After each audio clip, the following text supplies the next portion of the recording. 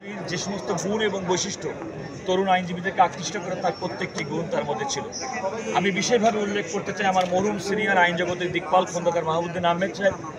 আমি দেলোয়ার হোসেন সাঈদীর মামলায় একান্তভাবে ব্যারিস্টার আব্দুর রাজ্জাককে সিনিয়র হিসেবে আমার সিনিয়র মরহুম খন্দকার মাহবুবুদ্দিন আহমেদ সাহেব যখন মামলা করতেন, সেই মামলায় আমি দেখেছি যে আইনি যুক্তি বিশ্লেষণ কীভাবে তিনি উপস্থাপন করেছেন এবং আমার সিনিয়রকে সহযোগিতা করেছেন।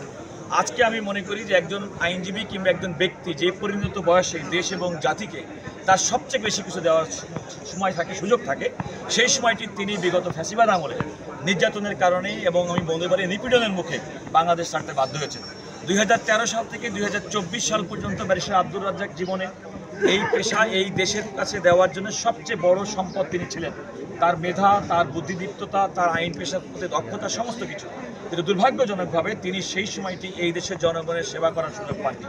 আজকের দিনে ব্যারিস্টার আব্দুর রাজ্জাকের মৃত্যুতে আমার সবচেয়ে বড় মনে হচ্ছে 2013 থেকে 2024 পর্যন্ত যে সুদীর্ঘকাল, যে সময় তিনি বাংলাদেশের আইনে প্র্যাকটিস করে, সুপ্রিম কোর্টে আইন প্র্যাকটিস করে এদেশের মানুষকে সেবা করতে পারতেন, সে সেবাটা তিনি করতে পারেননি। বরং তার যোগ্যতার কারণে এই সময়কালে তিনি ইংল্যান্ডে প্র্যাকটিস করতে বাধ্য হয়েছেন। আমি মনে করি তার এই ক্ষতি, তার মৃত্যু আমাদের জন্য শুধুমাত্র বড় ক্ষতি, কোনো ব্যক্তি না, তার পরিবার না, এই দেশের ক্ষতি। কারণ দেশ একটা সুদীর্ঘকাল থেকে তার আইনি পাণ্ডিত্য এবং তার আইনি সেবা থেকে বাংলাদেশের মানুষ বঞ্চিত হয়েছে।